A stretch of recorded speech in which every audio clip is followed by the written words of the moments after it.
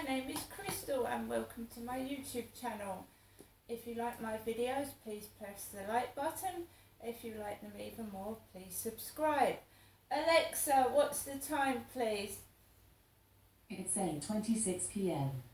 It's 8:26. Just after 6 p.m. This evening, I had a phone call from my son who asked me would I like to go for a coffee, and I said, well, I think the Costa Coffee in Chatham, not Chatham, I live in Rochester, the Costa Coffee in Rochester shuts, and he said he thought that the one in Rochester High Street was open to 7:30. So I just, for some reason, wasn't with it this evening. I'd had a vision of my dad, because when my father died, he was dressed like a cricketer. He had like a cricketer's top on, and a pair of blue leggings, and a pair of brown tatty slippers. And, you know, he wasn't dressed in a suit. He was dressed in tatty clothes. He looked like a dirty old fisherman in the coffin when I went to see my dad. And you know, when you lose somebody, you know, it's been the anniversary of my father's death on the 25th of August 2021, and his birthday would have been on the 5th of September. It's only the 7th of September, so I'm seeing my, you know, remembering my father, Derek Trower. And on his body he had a pair of tatty old brown slippers. And I know a body gets cremated, I know it gets burnt, but you know, I don't know, I would have dressed the body completely differently. I would have put it in a suit, not tatty old clothes, but that's me. The dressing of my father's body was down to my mum, Jennifer, who was obviously Derek's wife. So I know it gets burnt when a body gets cremated. It's burnt to pieces, and as are the clothing. My dad had a stent. Well, that's what I was told, a stent in his body. So that would have had to have been removed before they cremated the body. I went to the funeral. I went to the viewing of my father, Derek's body, and it's had a significant effect on my mental health well-being. Because, you know, sometimes when I go to bed, I see visions of what I saw at the viewing. The body wasn't dressed very nice. It was, you know, I've seen a funeral director sometimes glue the eyelids. My dad's eyelids were stitched with zigzag stitches, and he looked like a rag doll. They hadn't bothered to hide the brown, thick stitches. They were zigzags up and down with brown threads, dark brown threads, and it wasn't covered up. It looked like he'd been mauled about. It wasn't very nice, and it has had a significant effect on me. So before I met my son, something reminded me of my dad in the coffin. So I was feeling uneasy, nervous and a bit afraid before I met my son. So my son picks me up outside the flat and he asks me how I am, and I'm hiding it. I'm saying I'm okay, I feel okay, when I really don't. But my son could sense something was wrong, but I was hiding it. So my son drove down Rochester High Street and around into the small car park where he usually parks when he takes me to Rochester. The Deaf Cat Cafe was still open, but we went to Costa's in Rochester High Street, which is on the corner. There's a red and black post box near it, and the toilets are there as well. Two young ladies on duty giggling. There's usually laughter. I'm used to that, just giggling. My son says to me, where do you want to sit? So I said, go downstairs. There was a couple sat down there when I checked. Then me and my son went downstairs with the tray. He had a coffee, I had a hot chocolate, and the couple walked up the stairs. There was wet floor signs everywhere. So the couple walked off and my son and I were left alone together. And it was very, very hot down there, and I could hear banging on the ceiling like he does upstairs with his kids. Somebody was scraping chairs across the ceiling while I was sat having my hot chocolate, and they were making noises, so you could hear people upstairs laughing, talking, scraping furniture and making noises. Right? So me and my son got fed up. It was hot and I was fed up with the noise and interference. So we walked up the stairs and sat upstairs.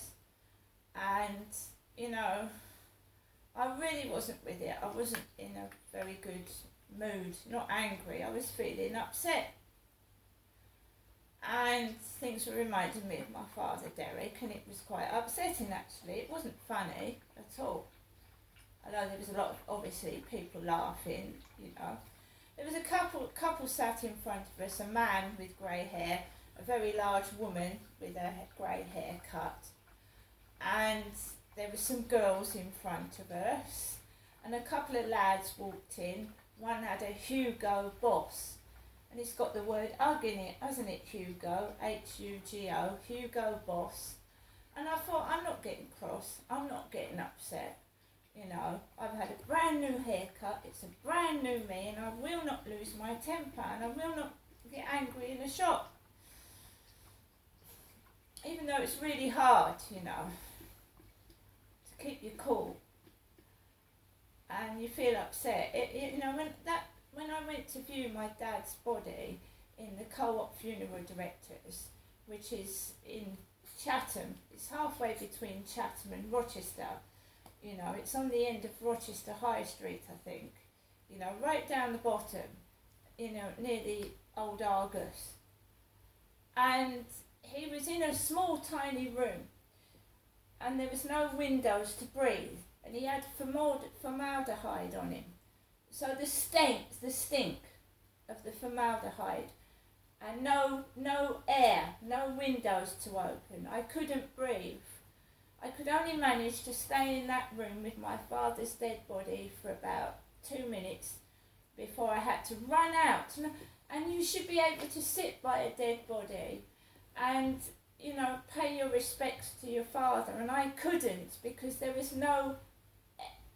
He was in an unventilated room. There was no ventilation. There was no windows open. And I thought I was suffocating. I thought I was going to die and fall down. All that we had coronavirus masks on then, and the smell wasn't nasty. It was formaldehyde, and my mum had asked the girls to drench his body in lavender. So lavender plus formaldehyde to preserve his body as well. It stank. And I rushed out of there, unable to breathe. I wasn't able to pay proper respects to my father. And they had twisted his ankles to fit into the coffin. And he was covered in makeup. But I could still see the brown stitches that had closed his mouth up when my mother told the Co-op funeral girls to rinse his mouth out.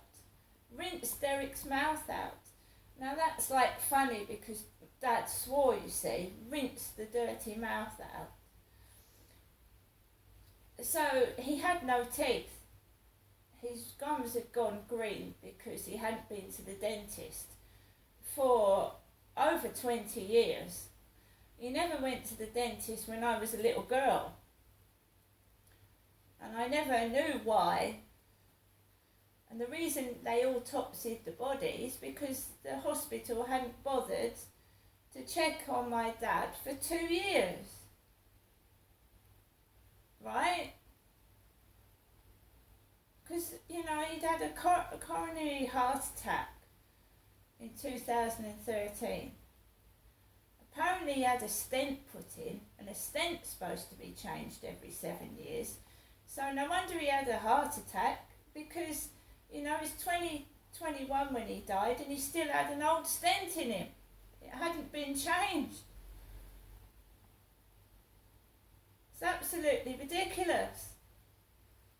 So I got reminded of my father today, which was quite upsetting.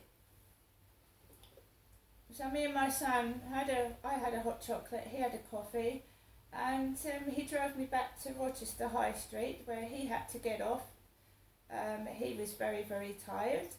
He had to go home, and I'm back here with Max, and I'm going to watch Ricky Gervais live again. Before I left, I had a message on Facebook dating from Rick, R-I-C-K. You've got a lovely name. And I honestly mean it, they said. I had a lovely name. They weren't being sarcastic, they meant it. Before I met my son, the message from Rick. So I walked home with Max. My son didn't drop me off, because I got Max, and my son and I stood by the Rochester Riverside talking before he went home.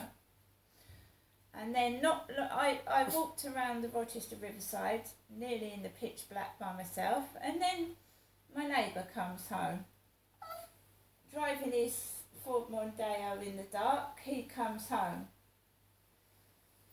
And I've walked home with my little dog. My son bought me some sushi as well, so I had some sushi to eat that he got from the co-op up there. And it is like everybody's listening to what I'm saying. It really is, because somebody said they liked my little handbag. I've been going around the field, you know, with a little bag, because, you know, when you've got a dog, he poops, he shits. So I've got my poo bags in there and my bits of paraphernalia, you know, for the dog. So it's handy to have a little bag. So someone said they liked my little handbag. And they weren't being sarcastic either. It's a brand new me. I've lost my dad, and I'm very well aware that my mum is very elderly, and she's losing her teeth, and she's vulnerable herself. And I'm very well aware that I'm getting on as well. I'm over 50, you know, and I want to enjoy the rest of my time on this planet. I don't want pricks and idiots trying to spoil it. You know, get on with your life and stop interfering, because it's not good interference. It's interference that makes me upset, angry, causes arguments and puts my life in danger. It is not good interference. Making people angry and cross can put somebody in a very, very nasty situation with somebody else, especially if the other person is volatile and dangerous. So when you're taking the mickey and you know, you think it's funny, you know, what I've gone through is funny, you know, the way I look is ugly, because that's maybe someone's certain opinion. Do think before you butt your nose in and start laughing and saying things. And if you really want to listen to my phone conversations, it would be nice if you asked before you did it. And my text messages, it'd be nice if you asked before you took without asking. Because I couldn't care less what you read or what you see. My life must be that very interesting if you think it's okay to go through my messages and my phone conversations. You know, you must know what my life is like. I come home to an empty flat. I sit down and watch DVDs. And, you know, I'm glad some people think it's funny.